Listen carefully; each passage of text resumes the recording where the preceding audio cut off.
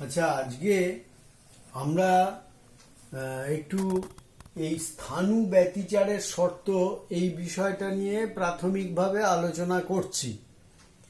এখন আমরা যে ব্যতিচার বর্ণালী বিশেষ করে আলোক তরঙ্গের ক্ষেত্রে যেটা দেখতে পাই, সেই বর্ণালী যখন দুটো বিভিন্ন তরঙ্গ উৎস থেকে এসে বর্ণালী গঠিত হয়, ব্যতিচার বর্ণালী গঠিত হয়, তখন সেই ব্যতিচার বর্ণালীর যে প্যাটার্ন, নকশা, সেটা সময়ের সাপেক্ষে পরিবর্তিত হতে থাকে। তার কারণ হচ্ছে কোনো একটি তরঙ্গের উৎসের দশা 10⁻⁻10 সেকেন্ড সময় অন্তর অন্তর পাল্টে যায়। এই কারণে যেখানে কোনো একটি মুহূর্তে তারা সমদশায় মিলিত হয়েছে, হয়তো দেখা যাবে ঠিক পর মুহূর্তেই সেখানে বিপরীত দশায় মিলিত হয়েছে। অর্থাৎ আমি যখন কোনো একটি বর্ণালী দেখতে পাচ্ছি, তখন সেই বর্ণালী কোনো একটি নির্দিষ্ট মুহূর্তে যদি কোনো স্থানে আমি উজ্জ্বল আলোকপটী দেখি, পর মুহূর্তেই সেখানে অন্ধকার আলোকপটী গঠিত হতে পারে। তাই বর্ণালীর যে নকশা বা প্যাটার্ন, সেটা সময়ের সাপেক্ষে পরিবর্তিত হতে থাকে।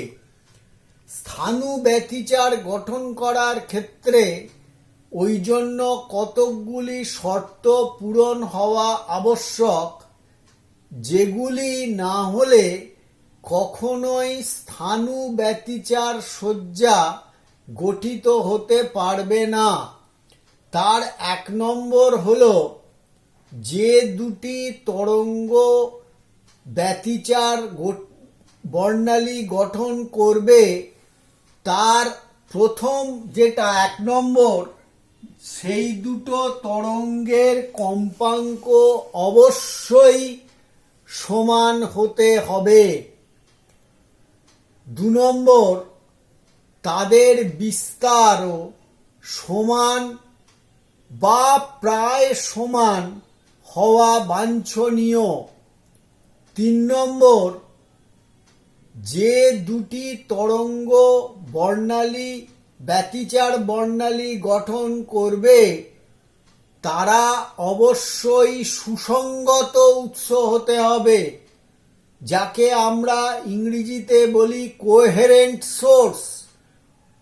তাদেরকেই আমরা সুসঙ্গত উৎস বলে থাকি, যাদের মধ্যেকার দশার পার্থক্য সময়ের সাপেক্ষে অপরিবর্তিত থাকবে।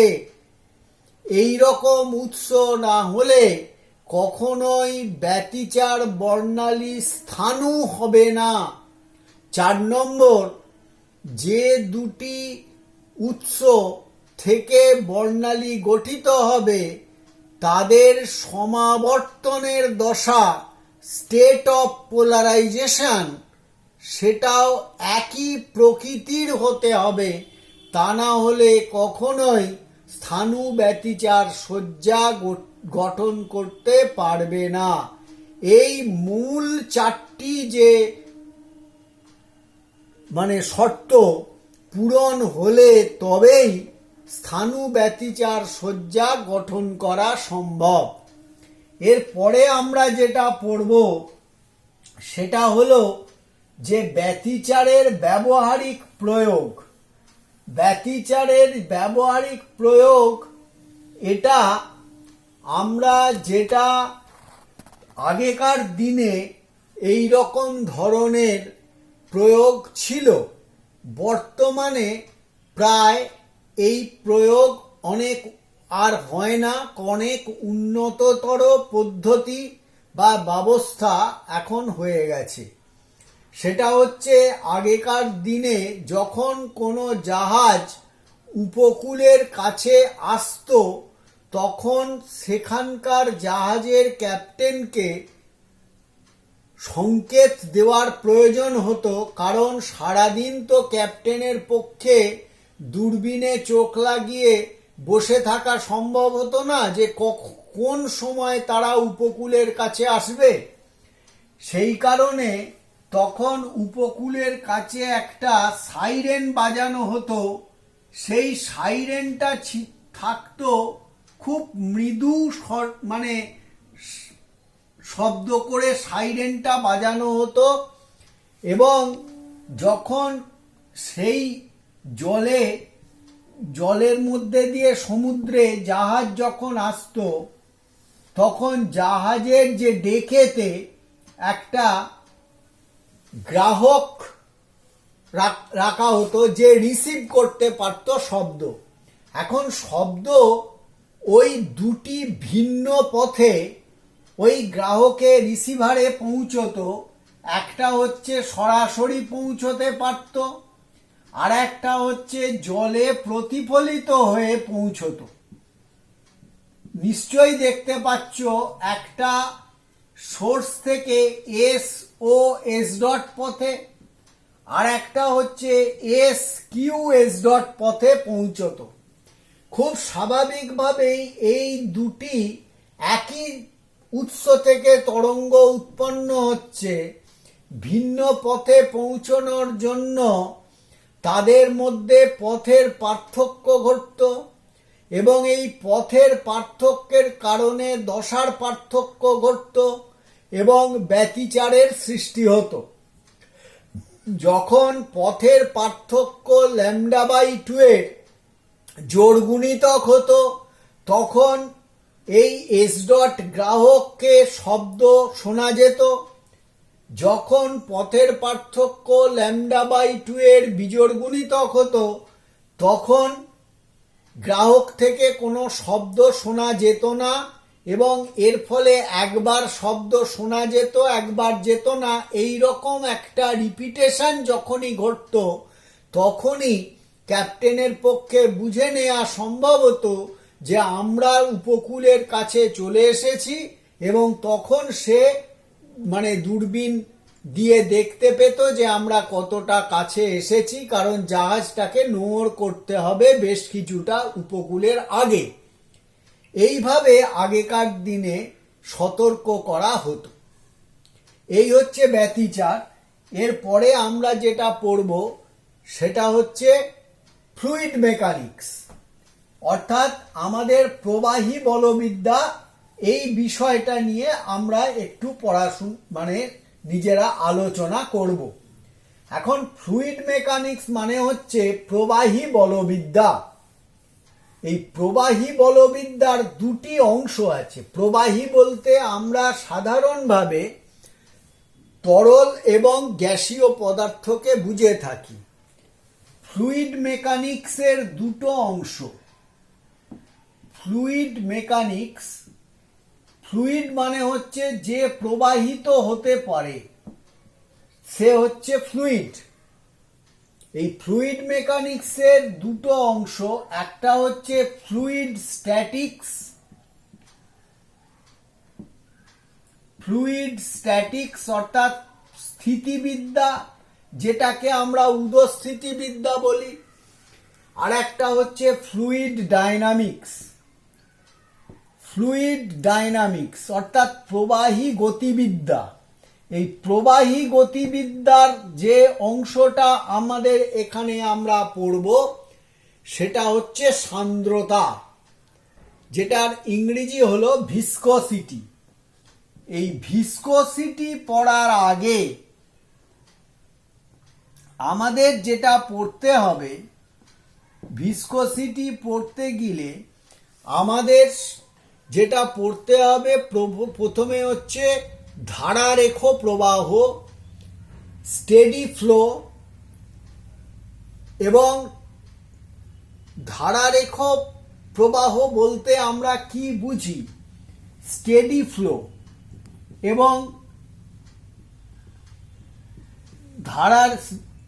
স্টেডি ফ্লো ধারারেখ প্রবাহ বা ধারারেখ প্রবাহী বলতে কি বুঝি না, যখন কোনো একটা ধরো নলের ভেতর দিয়ে তরল অগ্রসর হচ্ছে, তখন তরল এরকম ভাবে কতকগুলো তরলের, মনে করো আমরা যদি তরলের কতকগুলো কণার, মনে করো এখান থেকে একটা কণা এ বিন্দু থেকে, একটা কণা বি বিন্দু, একটা কণা সি বিন্দু, এরকম বিভিন্ন তরলের কণাগুলি পরপর যাচ্ছে। তরল কণা যখন এ বিন্দুতে আছে তখন তার বেগ ধরো v1, যখন কোনো একটা তরল কণা বি বিন্দুতে আছে তখন তার বেগ ভেক্টর v2, যখন কোনো কণা সি বিন্দুতে আছে তখন তার বেগ ভেক্টর হলো v3। যখনই কোনো, এবার ধরো এই কণাটা যখনই তরল তো প্রবাহিত হচ্ছে, একটা কণা এ বিন্দুতে নিশ্চিতভাবেই থাকবে না, কিছু সময় বাদে সে অন্য বিন্দুতে চলে যাবে। অন্য কোনো কণা যখন এ বিন্দুতে আসবে, যদি তার সময়ের সাপেক্ষে একটা নির্দিষ্ট বিন্দুতে সব সময়ের জন্য যদি বেগের মান এবং অভিমুখ অপরিবর্তিত থাকে, তবেই আমরা সেই তরলের প্রবাহকে আমরা বলবো ধারারেখ প্রবাহ এবং ধারারেখী প্রবাহী। অর্থাৎ যদি তরলের কণার বেগ কোনো একটি নির্দিষ্ট রেখা বরাবর কোনো বিন্দুতে সময়ের সাপেক্ষে সব সময়ের জন্য অপরিবর্তিত থাকে, তবেই কেবলমাত্র সেই প্রবাহীকে আমরা ধারারেখ প্রবাহী বলতে পারি। কিন্তু এখানে একটা কথা আছে, এই ধারারেখ প্রবাহী যেটা আমরা দেখতে পাচ্ছি সেটা কিন্তু তরলের বেগের মান একটা নির্দিষ্ট মান পর্যন্ত এই ধারারেখ প্রবাহী বর্তমান থাকে। বেগটা বাড়তে বাড়তে একটা নির্দিষ্ট বেগ অতিক্রম করে গেলে তখন কিন্তু আর প্রবাহ বা প্রবাহীটা ধারারেখ হয় না, তখন সেটাকে বলা হয় অশান্ত প্রবাহ, মানে টার্বুলেন্ট ফ্লো হয়, যেটাকে মানে তোমার এডিস বা টার্বুলেন্ট ফ্লো হতে পারে। সেই যে নির্দিষ্ট বেগ অতিক্রম করে গেলে প্রবাহীটা, তখন মনে করো একটা নলের মধ্যে দিয়ে প্রবাহ হচ্ছে, তখন এই বেগটা, এই তরলের কণা তখন এরকম বিভিন্ন ঘূর্ণি হয়, ভার্টিসেস এবং এডিস হতে থাকে। এই ধরনের যখন তরলের কণার ফ্লো হয়, রেখা বরাবর যাচ্ছে না, তখন সেইটা হচ্ছে টার্বুলেন্ট ফ্লো। একটা নির্দিষ্ট বেগ অতিক্রম করে গেলেই কিন্তু এই ধরনের প্রবাহ দেখতে পাওয়া যায়, ঘূর্ণি দেখতে পাওয়া যায়। সেই বেগটাকে বলা হচ্ছে সন্ধিবেগ, ক্রিটিক্যাল ভেলোসিটি। এই ক্রিটিক্যাল ভেলোসিটির মানটা বিজ্ঞানী রেনল্ডস তিনি পরীক্ষামূলকভাবে নির্ণয় করেন এবং ক্রিটিক্যাল ভেলোসিটির মানটা দাঁড়ায় vc = n into eta by rho into D. এখানে এই ভিসি হচ্ছে সন্ধিবেগকে প্রকাশ করে, ইটা হচ্ছে তোমার সান্দ্রতা গুণাঙ্ক, যে তরলটা প্রবাহিত হচ্ছে সেই তরলের সান্দ্রতা গুণাঙ্ক, রো হচ্ছে তরলের ঘনত্ব, ডি হচ্ছে নলের ব্যাস, অর্থাৎ যে নলের মধ্যে দিয়ে তরল প্রবাহিত হচ্ছে সেই নলের ব্যাস। তোমরা দেখতে পাচ্ছ ডি নলের ব্যাস যত বড় হবে ভিসি তত কম হবে, অর্থাৎ নলটা যত বড় হবে সন্ধিবেগের মান তত কমে যাবে।